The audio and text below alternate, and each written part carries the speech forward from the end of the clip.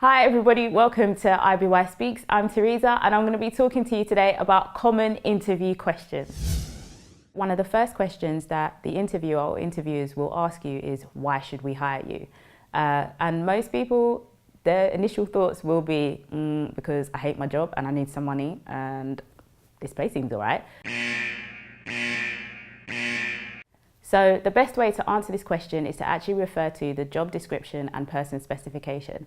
That contains all of the information that you need to be able to answer this question properly, because it says exactly what the company is looking for. So make sure you learn some of these points, learn some of the key words that are in there, and then use them in this answer. Tell me your strengths and weaknesses. This is always a difficult question for candidates to answer, because you think, how weak do I go? How strong do I go? Am I going to sound like I can't do anything? Am I going to sound too arrogant? It's about finding the balance in between. So there are some quite good answers that you can give for this.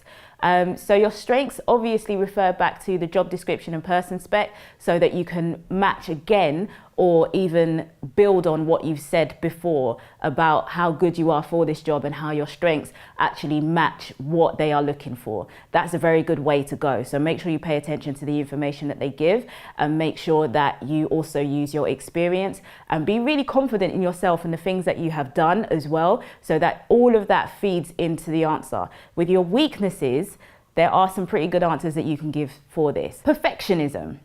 Perfectionism is a good weakness, so to speak, because it means that you like to do a job well. It means that you are conscientious in what you are doing. You want to make sure that the job is done to a high standard, or whatever task is, you want to make sure that you do that really, really well. So if you say, oh, you know, I'm a bit of a perfectionist. I really like to make sure things are done to a certain standard. I want to make sure that, you know, we get the best client, or I make sure that I impress people as much as possible, and all these kind of things. That's a good way forward. So perfectionism is not bad. Another one is asking lots of questions and saying that you like to have a lot of clarity on tasks, so you know exactly what you're doing, so you can get it done really well.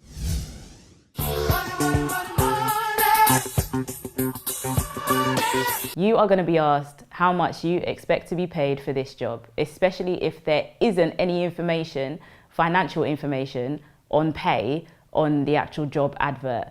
So make sure that you do your research on the industry that you are in, and find out about the job as well, and see what the industry standard is for the role that you are looking to go into.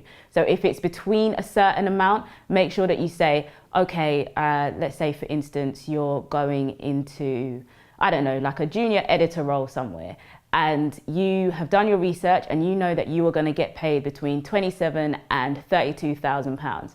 Make sure that you say, I'd expect between this and this amount. And if you're looking for a certain amount, say 30, justify it. Say, well, I would expect to be paid this amount because actually I've done X, Y, and Z, and I feel that that is the next stage in my pay grade. If you don't want to say something like that and you don't want to risk it, just stick between the two amounts and that should be fine.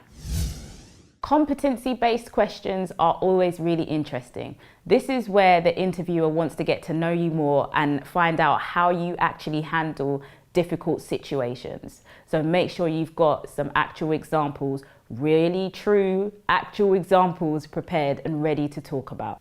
With these questions, interviewers are looking for really solid examples. They want to know about your leadership skills. They want to know about your problem-solving skills, communication, timekeeping, organization, all of those different things. So make sure you have a couple of examples ready to go. I used to work in retail, and when I moved from one job, I used to work in a clothes shop on Kings Road, to a department store in Clapham Junction. They asked me how I dealt with difficult customers. Now, difficult customers are difficult. I'm sure there are a lot of people who are watching this who have had difficult customers and clients in various roles, and you can bring them to mind right now and just be like, yeah, that person was a real pain. Don't go into the emotion of how you felt when you had that difficult customer or client or team that you had to work with, okay? make sure that you keep it very top level and just say, oh, this person, I had a couple of difficulties with them because X, Y, and Z. Don't go into the deepness of it, of how much you hated them and how annoying they were and this, that. Make sure you always keep it positive and stick to the solution and how you actually fixed whatever situation was going on, or how you made sure you got a good result at the end of it all. Don't worry if you don't have that much experience in terms of work experience, especially if you're applying for a job straight after school, college, or university. The people interviewing you will know that you might not have that much experience. So make sure that you're actually using examples from school or college or university to back up what you're saying when you're answering these questions. So if you were working on a group task at uni, how you worked in that group, your team working skills, your leadership skills, the extra work that you put in. Talk about all of those things, that they'll stand you in good stead. If you don't have that much experience in a particular industry or area that you want to get into, volunteering is a really good way to actually build up your experience and give you more to talk about when you get to these questions in the interview. You can find loads of volunteering opportunities online. The Guardian is a really good website for finding things like that. Also, every borough and every area will have its own volunteering service. So have a look online, get in touch with them and see if there's anything that you can be involved with. Interviewers want to know that they can trust you. They want to know that they can trust you with the job, that you'll get the work done, and that you will be a successful member of the company. That's what they really want. They want to know that you are somebody that they can work with, that you are personable, that you have some sort of rapport with them as well. So make sure that you prove just how trustworthy you are and just how much they need you. Prove that they need you in that role. They need you specifically over everybody else. Make sure that you show them how good and how great you are. At the end of the interview, you're usually going to be asked, do you have any questions for us? This is your opportunity to interview the people that are interviewing you. So you can ask about the team that you're going to be going into.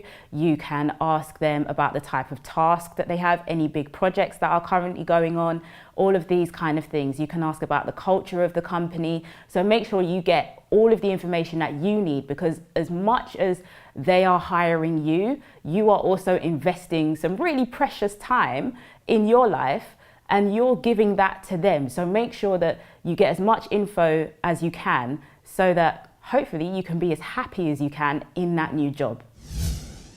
If this video helped you, let us know. Please write in the comment section below. Please like the video if you liked the video. Share it with your friends. We want this to be a really useful resource for people who are looking for work and getting ready for interviews.